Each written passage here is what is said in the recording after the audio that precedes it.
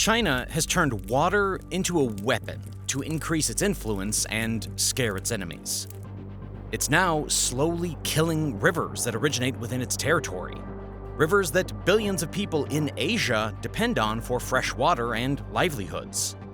This is not just me overblowing the situation, no. China has already done this once. In 2017, the Indian military pushed back the Chinese army when they tried taking over Bhutan. To avenge this defeat, China stopped sharing important water level data with India, which meant that India wasn't prepared for the floods that came later in the year. 300 people died, and millions more suffered because of China's decision. Now, China is increasing its control over important rivers that flow into Vietnam, Cambodia, Thailand, Laos, India, and Bangladesh. It has built so many dams that it can create floods or drought in an instant if it pleases. So, in today's video, let's go over how China turned water into a weapon and what other countries are doing to fight back. Laos, Cambodia, Vietnam, and Thailand have something in common, and that is their lifeline, the Mekong River. This river is so important that the livelihood of not 1, not 10, but over 60 million people depend on this single river. This 12th longest river in the world is 4,909 kilometers long, and is also Asia's 7th longest river, originating from the Tibetan Plateau and following through China, Laos, Myanmar, Cambodia, Thailand, and Vietnam. But why is this river such a big deal, and how does it support millions of lives? Well, the Mekong River contributes almost 20% of Vietnam's annual GDP, half of its rice production, most of its fruits, and aquaculture. These miracles are possible during the wet season, when floods drive important processes in the Mekong, and one such important process is something called the Tonle Sap reversal. To understand this process, we need to look at the map. So here's the Mekong River, where it meets with the Tonle Sap River and up above in the Tonle Sap Lake. During monsoon season, when the Mekong River overflows with water, it pushes the water up the Tonle Sap River into the lake. This process has created a lot of benefits. This event makes the Tonle Sap Lake the world's largest and most productive inland fishery. And according to the Mekong River Commission, even though wet season floods cause 60 to 70 million USD in annual damages, its annual benefits worth 8 to 10 billion USD for fisheries, agriculture, and freshwater availability outweighs the damages caused by it. During the Tonle Sap reversal process, for 5 months, the Tonle Sap Lake gets filled up with as much as 60 times the water it has during the dry season. Along with Vietnam, Cambodia is also heavily dependent on this river. The huge number of fishes fulfills almost 70% of the protein intake of Cambodians.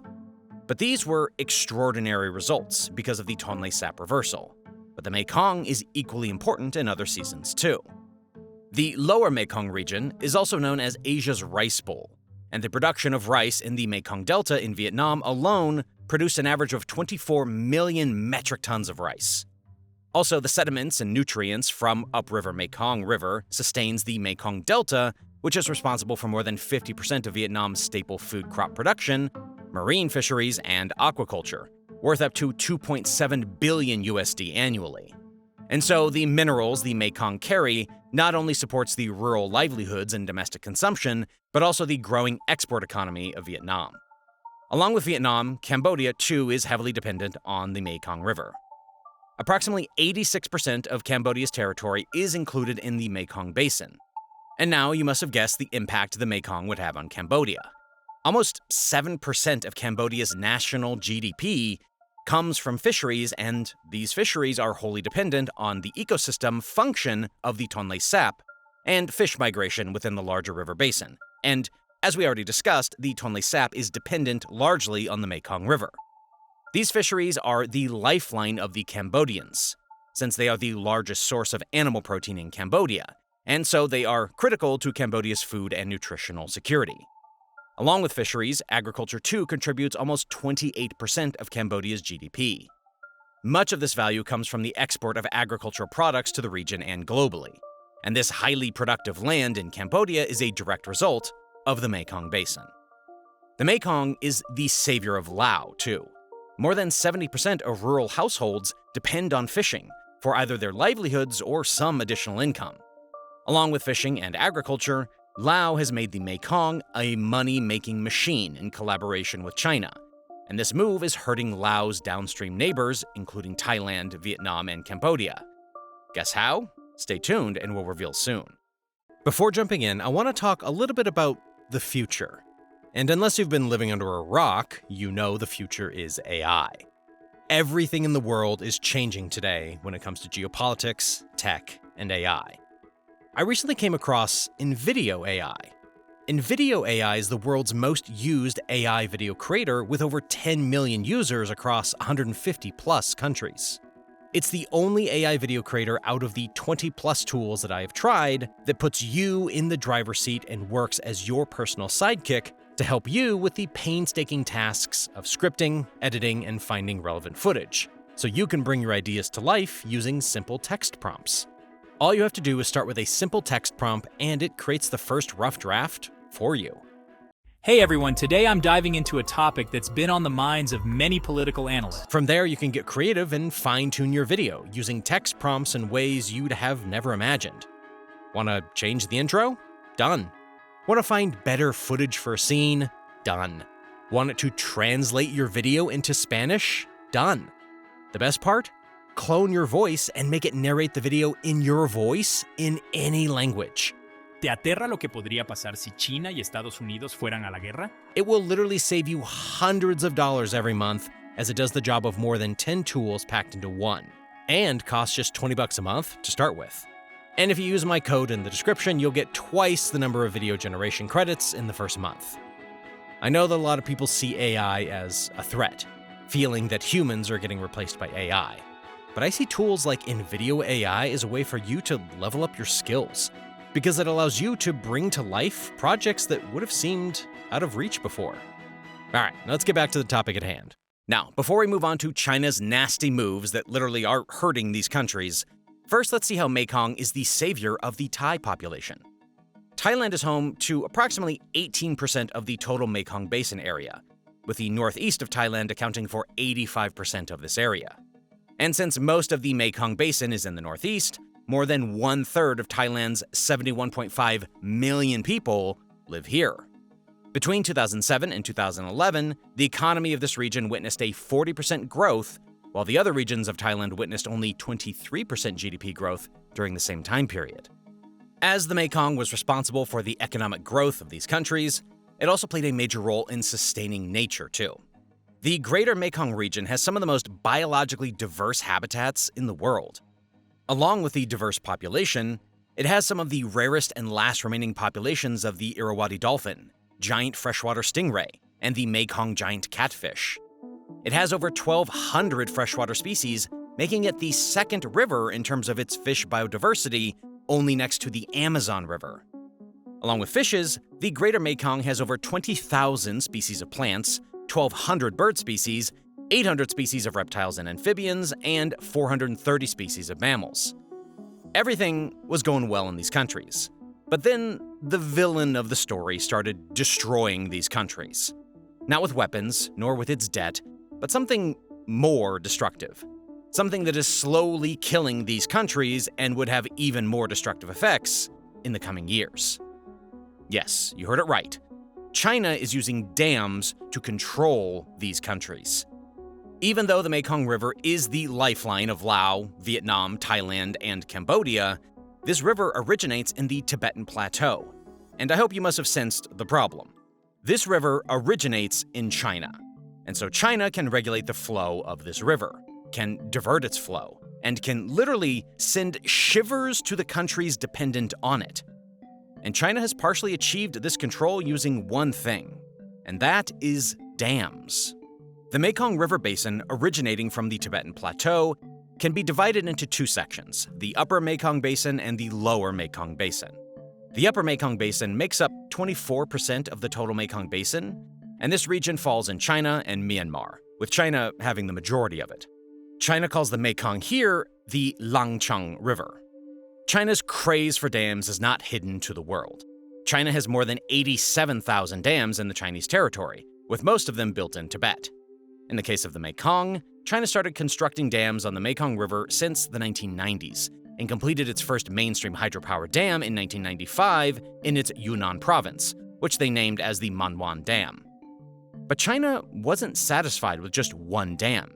It built not 2, not 3, but 10 more dams on the Mekong River, and at least 95 hydroelectric dams on tributaries flowing into the Mekong in Chinese territory. To date, China operates 11 megadams on the Mekong River. 2 of the 11 dams built hold more than 50% of the Mekong's active storage. Shockingly, just these 2 dams hold a mind-boggling 10 trillion gallons of water. This quantity is so huge that it can fill up to 15 million Olympic-sized swimming pools. Along with fulfilling China's water needs, these dams are also used to produce hydropower for markets in China. According to Mr. Philip Hirsch, a Mekong specialist and professor of human geography at the University of Sydney, these dams have transformed the once free-flowing upper basin into a series of stepped reservoirs. The downstream countries soon started facing the wrath of the Mekong dams. From 2019 to 2021, in these 3 years, the water flow in the Mekong mainstream has touched a 60-year low. Experts say this is because of 4 reasons. 1, unprecedented drought. 2, climate change. 3, an El Niño event, basically a change in the climactic pattern which warms the water present on the surface of a body of water. And 4, the impact of storage operation in the mammoth dams built on the upper Mekong basin. And all of these events literally proved to be a nightmare for the downstream countries like Vietnam, Thailand, Cambodia, and Laos. During the drought, due to shallow water, high temperatures, and low oxygen concentrations, a huge number of fish died. This severe drought directly affected around 2.5 million people. Nature's spell, too, proved fatal. The reduced rainfall in Cambodia dropped its electricity production by 30%. And this is because Cambodia is largely dependent on hydroelectricity. In 2020, the river levels dropped by 2/3 because of the drought. According to a Mekong River Commission, i.e. MRC's report, 60% of the lower Mekong basin experienced a severe dry spell in July of 2020. This drought was the most severe drought ever recorded in the region. This drought resulted in economic losses of around $650 million USD, affecting the lives of 17 million people in the Delta. According to a new study done by climate consultant named Eyes on Earth, over 6 months in 2019, China's dams blocked a huge amount of water from entering the lower Mekong, leaving millions of people in Vietnam without access to fresh water. On top of that, according to Deputy Director of a Vietnamese government research agency, Chinese monitoring stations do not share any data or operating procedures of those reservoirs since 1991. And so Vietnam is stuck in a passive position. Sharing of rainfall and river flow data by an upstream country is very important because it supports more accurate and timely forecasts, or, warnings for downstream countries. But Vietnam is not the only victim. During the 2019 wet season, one of the most famous Thai cities, Chiang Saen, received just 46% of the average, i.e. 7,065 trillion gallons of water, less than it would generally receive.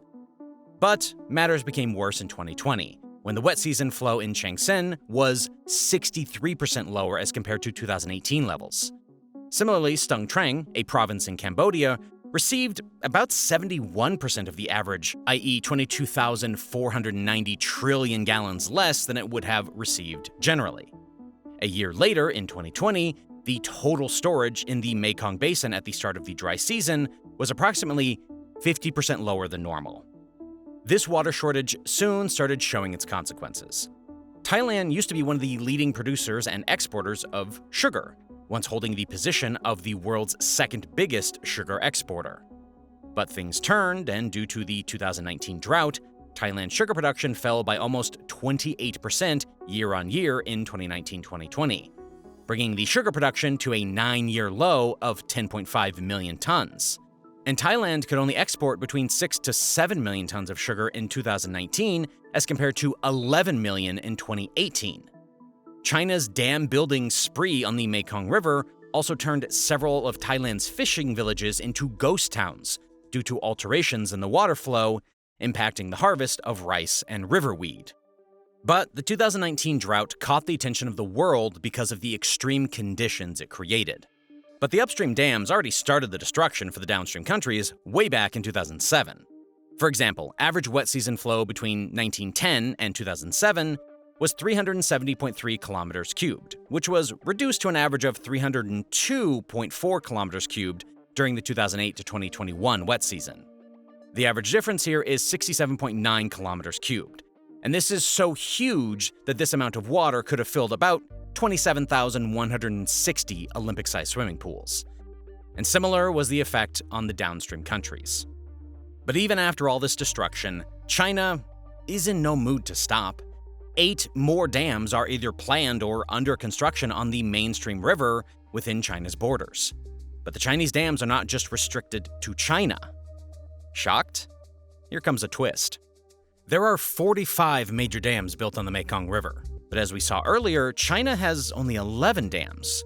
So where are the remaining 34 major dams?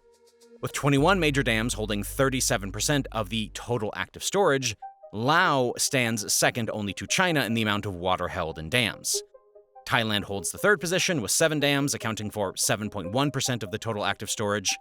Cambodia follows with 2.1%. And Vietnam comes next with 1.3% of the total active storage. One of the major reasons is Laos' dream to become the battery of Southeast Asia.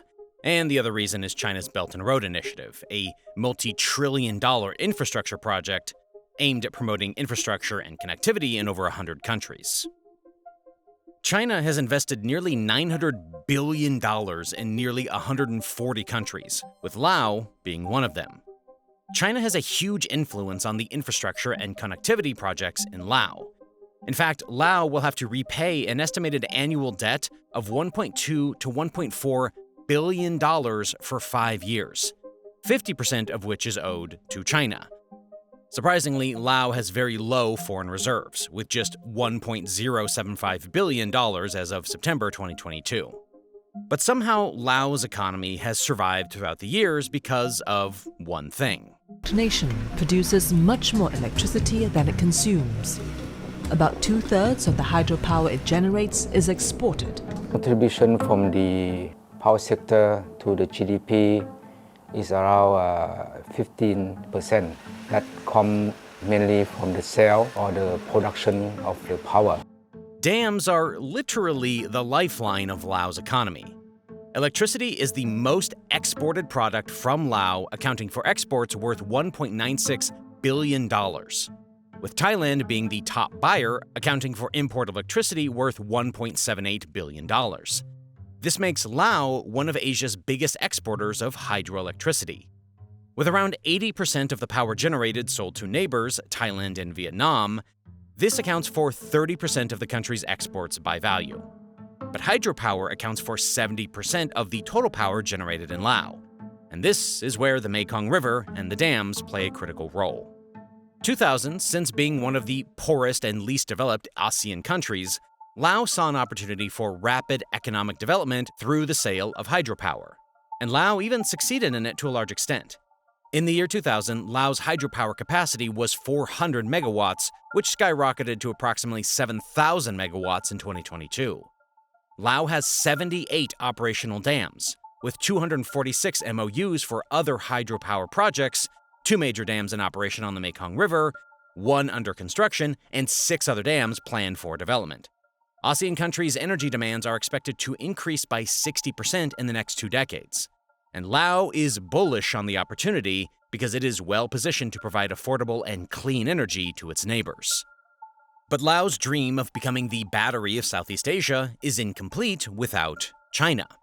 This is because Laos is not only dependent on Chinese funds, but also for the steady flow of water from the Chinese dams.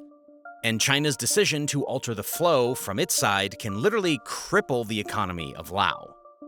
China has used its money muscles and dominance to expand its projects under the BRI in Laos with such conditions, that Laos has too little to gain from these projects.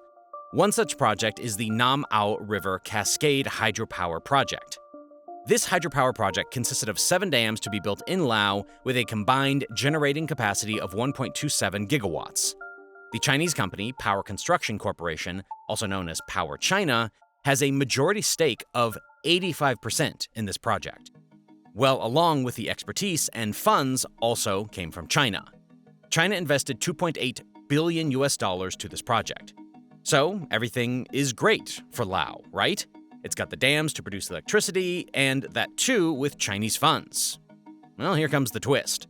This project is owned and operated by Power China Resources under a Build, Operate, Transfer, or BOT contract, according to which China will be operating the dams for the first 29 years, and would also keep the profits from it for the same time period. And only after 29 years, these dams would be handed over to Laos for its operation. This project proved to be a nightmare for the people of Laos, since these dams have impacted the sensitive ecology and biodiversity on the Nam Ao River basin, on which thousands of people depend on for their livelihoods. Thousands of people were also displaced during the dam building activities. China is building so many dams that within the Mekong Basin, 81% of overseas dams built by China are present in Laos. Also, according to experts, one of the reasons China is building dams in Laos is to buy electricity from Laos so that its own ecology and environment doesn't get impacted. China's Yunnan province is the major buyer of electricity generated from the dams in Laos. But Laos is not the only victim of China's Belt and Road Initiative. There's one more Southeast Asian country where major Chinese dams have destroyed thousands of lives. On the 17th of December 2018, Cambodian Prime Minister and officials of a Chinese company attended the inauguration of the Lower Sesan II Dam. But only the people who suffered losses knew the dark side behind these celebrations. The Lower Sesan Dam is the largest dam built by China in Cambodia. Lower Sesan is one of the widest dams in Asia. In fact, it is so huge that it spans over 6 kilometers. China's state-owned electricity generation company, Huaneng Group, has built and operates the dam. Though Cambodia's Royal Group and Vietnam's state-owned electricity company, EVN, holds minor stakes in the project, the majority ownership of the project is with China. The Chinese government banks provided most of the financing, and according to reports, it is approximately $800 million. Built as a part of China's Belt and Road Initiative, this 400-megawatt hydropower dam is built with an aim to supply nearly 80% of the power Cambodia's capital requires. And to make this possible, 34,000 hectares of forested land was flooded, and this is so huge that approximately 45,333 football fields would fit in this ground. Since the completion of this dam, thousands of Cambodians have lost their homes and livelihoods. Approximately 2,700 families, comprising around 5,000 people whose families had lived in the area for generations, were displaced during the construction of this dam. According to many locals, the Cambodian authorities and company officials largely ignored the concerns of the locals before the start of the project. Many were forced to accept inadequate compensation for their lost property and income, and were compensated with poor housing and services at resettlement sites, and gave them no training or assistance to secure new livelihoods. In fact, other affected communities upstream and downstream of the dam received no compensation or assistance, and so the locals, who were once self-sufficient by fishing, forest gathering, and agriculture, largely struggled to make a living. Typically, China Huaneng Group, or the CHNG, offer these forcibly displaced villagers a parcel of land in a resettlement site of about 5 hectares, as well as a pre-built home, or $6,000 that families could use to build themselves a new home. But the resettlement area was several kilometers away from where villages used to fish, and $6,000, the amount offered to the villagers, was too low to build a good quality home. The people who resettled at other locations complained about low agricultural yields because of less fertile and more rocky soil at the resettlement sites. And even if they wished to increase the yields, they would require fertilizer for which many of them don't have money for. Conditions got so much worse that, according to many people, the water at the resettlement sites was contaminated and was unfit to drink, due to which many of them are buying water to drink. Well, the nightmare for the Cambodians didn't end here. The dams destroyed the 3 critical sources of income many of the local Cambodian were dependent on. 1, the dam destroyed the fish habitats of the Mekong River. Fish, being an important part of not only the Cambodian diet, but also their income, was destroyed due to cutting off of the 2 rivers, which were 2 major tributaries of the Mekong. Additionally, the creation of a huge artificial reservoir by the dam prevented the fish from traveling up and down, disrupting their feeding and reproductive cycles.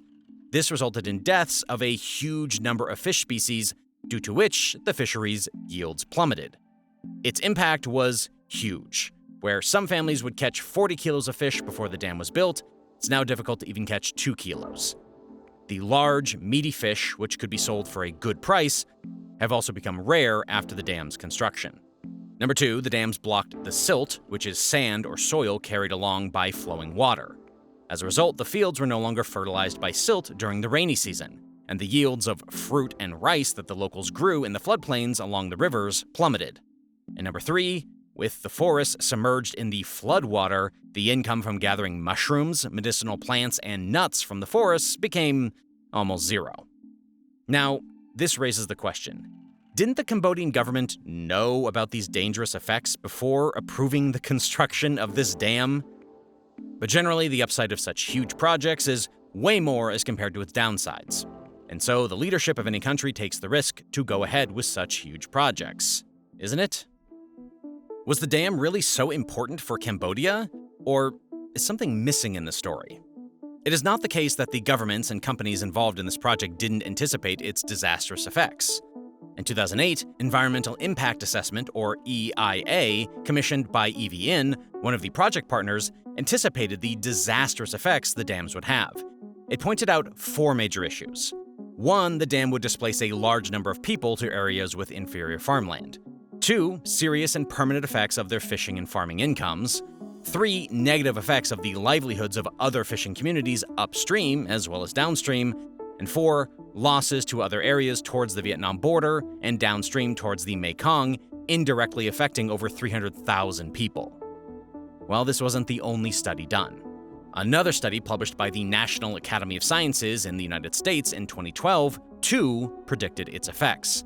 The study mentioned that the Lower Se San 2 Dam would heavily impact the fish population present in the entire Mekong River system, estimating a 10% loss in fish biomass. So, considering the dangerous effects of the Lower Se San Dam's numerous local communities, Cambodian and international civil society groups and environmental groups also raised major human rights concerns about the dam even before the construction was approved. The opposition to the dam was significant, and Cambodians, especially the locals, consistently opposed it from the first occasions the locals heard about the project that was almost a decade ago before it was completed.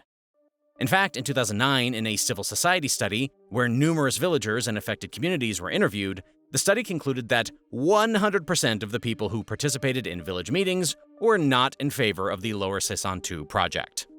And as we already saw, one of the earliest studies done on the effects of the Lower Se San 2 project was done way back in 2008. So it's very clear that the Cambodian government was completely aware of the consequences of the project. They had enough time to think about it, and it was also completely aware about the backlash it was receiving from its own citizens. So the Cambodian government must have taken several steps to discuss the project with its own citizens to rethink the project, right? Well, actually, the exact opposite happened. The idea of withdrawing the project for the sake of its citizens was too far. In fact, the Cambodian government didn't even bother to listen to its citizens properly and approved the project in a hurry. In fact, things became so much worse for the Cambodians that over a decade, the Cambodian authorities labeled the critics of the Lower Se San 2 project and families who refused to relocate as troublemakers and outliers. Also, the officials involved in the project repeatedly stated that most of the community members were satisfied with the compensation and relocation plans. This clearly shows that the Cambodian government always intended to approve the project, regardless of the consequences and opposition from the villagers and community leaders. The Cambodian government officials and representatives of the Chinese company CHNG's Cambodian subsidiary repeatedly informed villagers that the project would anyhow proceed and that they would have no choice but to accept the compensation and relocate. With all this chaos, the project was approved in 2012, and the construction began in 2013. 5 years later, the Lower Se San 2 was fully constructed, and at the dam's opening ceremony in 2018, the Prime Minister of Cambodia said something very shocking. The PM said, "I wish to emphasize that the majority of local villagers here support the dam's construction. Only a few people have caused trouble for this project. Those troublemakers have been incited by foreigners." But this was not true, as it was very clear that the dam would snatch the livelihoods of the villagers, and so they were against it. But if the Prime Minister himself was defending the dam's construction, were there any positive aspects to the dam? Despite its negative effects, did it have other economic benefits? Well, let's see. China's Huanneng Group, or CHNG, the Chinese company responsible for building the dam, claimed that the dam could produce 400 megawatts at peak capacity and 1,998 gigawatt hours per year, which would amount to about 1/6 of Cambodia's entire annual electricity production. But the reality is far different. The actual production levels of the dam are only 1/3 of the levels claimed, which is less than just 70 million worth of electricity in 1 year. On top of that, Cambodia doesn't have as many hills and valleys as Laos and Vietnam. In those countries, they can build dams in deep valleys. But in Cambodia, the land is flatter. So to generate the same power, they have to build longer dams that flood larger areas. And despite these issues with the terrain, the Cambodian government has commissioned and approved several hydropower dams in recent years. Despite the high downside and low upside of such dams, why is the Cambodian government approving so many dams? What is the story behind the compulsion of this Cambodian government? Well, let's have a look at the root cause for it. In 2008, the controlling entity behind the Lower Sessan 2 Dam, a Vietnamese-owned electricity company named EVN, or Electricity of Vietnam, was the organization responsible for arranging the first evaluations of the dam project in the year 2008 and 2009. But over time, the ownership of the project changed hands. The entities with a controlling stake changed in just a few years. The Vietnamese company, which once controlled a majority stake, was left with only a minority stake in the project. And guess who had the majority stake now? Well, by 2012, the project had turned into a Chinese government-led venture, which was named as Hydropower Lower Sessan 2 Company Limited. The ownership was divided into 3 entities: a subsidiary of China Huanneng Group, named Hydro Lechong International Energy, Cambodia's Royal Group, and Electricity of Vietnam, also known as EVN. Here, the Chinese entity had a controlling 51% stake. The Cambodian company had a 31%, and the Vietnamese entity with a 10% ownership in the project. And this is where things started turning nasty. By 2016, the Chinese government and corporate documents started describing the dam as a Belt and Road Initiative, or BRI project. Even the Chinese state media labeled the Lower Sessan 2 Dam as one of the key projects in the Belt and Road Initiative, and as one of 7 BRI hydroelectric projects in Cambodia. Well, after the controlling stake in the project, the only goal of the Chinese entity was to complete the project by hook or crook. According to some community leaders, the Vietnamese company, when it had a controlling stake in the project, at least had some limited consultations with the communities. But after the Chinese company took over, no proper consultations were done with the community members. This is not the only case. Many BRI projects, not only in Asia but worldwide, have been criticized for lack of transparency, disregarding community concerns, and neglecting potential negative environmental impacts. One of the most recent examples outside of Asia is in the construction of a 450 megawatt dam in Guinea, which began operating in September of 2020. The dam's reservoirs displaced an estimated 16,000 people from 101 villages, thus devastating the livelihoods and food security of these people. And even this dam is a BRI project, where China financed this project by lending them $1.175 billion USD. The same pattern is seen for every BRI project where the money is lent by the Chinese, the company involved in the construction of the projects are Chinese, and in many cases, even the workers are from China. The principal rationale behind the widespread acceptance of these terms, particularly by economically challenged nations, lies in the financial backing offered. This is where the Chinese banks play a critical role. The Chinese state-owned banks, Export-Import Bank of China, also known as EXIM Bank, and the China Development Bank, or CDB, are the financial institutions responsible for extending loans to projects under the Belt and Road Initiative. As of 2020, the Export-Import Bank of China has provided loans exceeding over $1 trillion yuan, or $150 billion to fund BRI projects.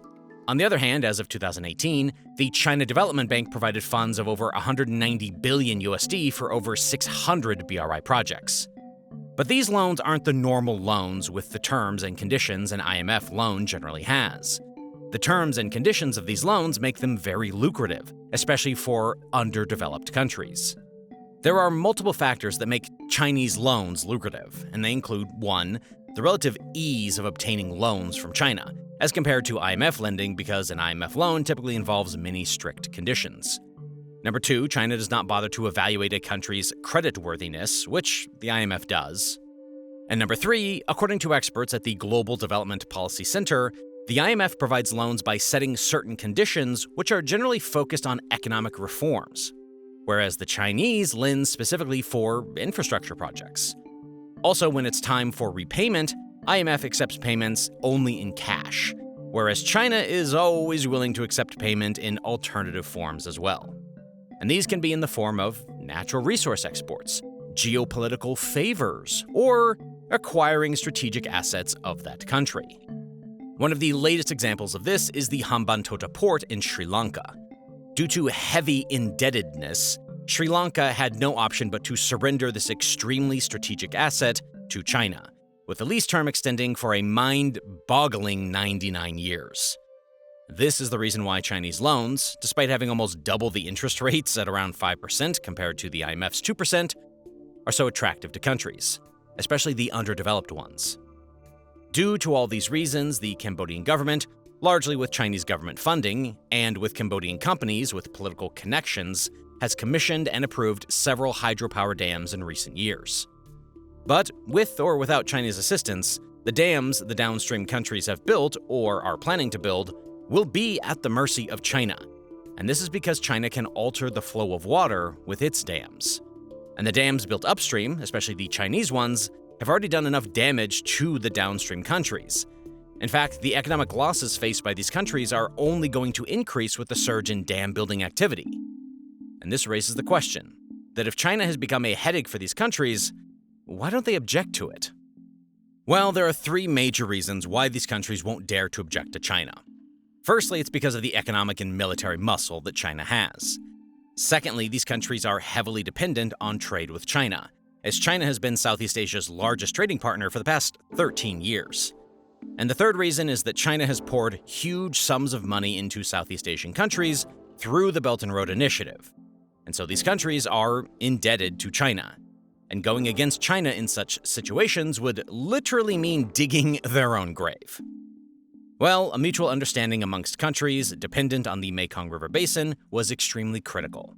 And so, on the 5th of April 1995, these countries came together and formed the Mekong River Commission, an intergovernmental organization for regional dialogue and cooperation in the lower Mekong River Basin.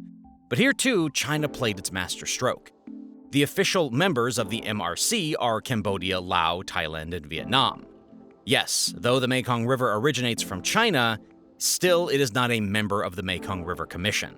It's just a dialogue partner to the MRC, and so it's not bound by its rules. So China can construct a dam upstream without the MRC's permission.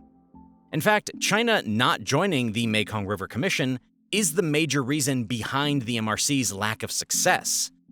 In fact, there were many loopholes in the MRC's framework, where even the member countries didn't require seeking consensus with other member countries when planning and implementing projects on the Mekong River. In fact, only a consultation was required. And so even the other countries, like Laos and Cambodia, also built or are building some of the most controversial dams without seeking consensus from other member countries. This is where China entered with its Lanchong-Mekong River Cooperation Framework in 2014, and was signed in March 2016 by all the MRC member countries. But this time, Myanmar and even China were a part of this initiative. This new intergovernmental organization was similar to the MRC, but with a goal to give more attention to addressing political and security matters, promoting economic and sustainable development, and ensuring social, cultural, and people-to-people connections among the member countries. And according to many analysts, despite being the newest initiative, the Lanchong-Mekong cooperation has emerged as the most impactful initiative for the Mekong River countries. Well, the main reason why this initiative was more effective than the MRC is because now China, too, is a part of this initiative. But this raises a question. Why didn't China join the MRC and instead come up with its own version of it? The primary motivation for leading the Lanchang-Mekong cooperation was to undermine the MRC and establish a framework more favorable to China. Also, China wanted to show how much it cares for the downstream countries so that it can carry out the implementation of the Belt and Road Initiative in these countries with ease. The BRI projects included the construction of railways, highways, and waterway ports between China and Southeast Asia. Also, China wanted to calm down the downstream countries with its move, since they were anxious and were suspicious about the moves China was making, especially in this region. This is the story of China's deadly weapon, dams, which it has used and is still using against the Southeast Asian countries. But wait, the story of China's hunger for power and dominance doesn't just end with the Mekong River and the Southeast Asian countries. It has also waged a dam war with, and messed up with its other neighbors, and this time it is India. The dams we saw in the case of Mekong had the capacity to generate around 400 to 500 megawatts of electricity, but on the Indian side, China is doing something absolutely crazy. A 60,000 megawatt super dam on the foothills of the Himalayas. Once completed, this dam would be the biggest in the region, also the biggest threat to India's sovereignty. This dam could also be used to store or block the passage of water. This can cause water shortage, particularly in Assam and Arunachal Pradesh, if China decides to turn off the tap. Yes, you heard that right. China is building a mammoth 60,000 megawatt dam on the Brahmaputra River, as it is known in India. Well, this planned project, once built, would be so huge that it would generate 3 times as much electricity as the Three Gorges Dam, which is currently the world's largest hydropower plant. This project was approved in 2021 by the National People's Congress of China, but as of now, the world doesn't know enough about the project, since China has tried to keep it a secret.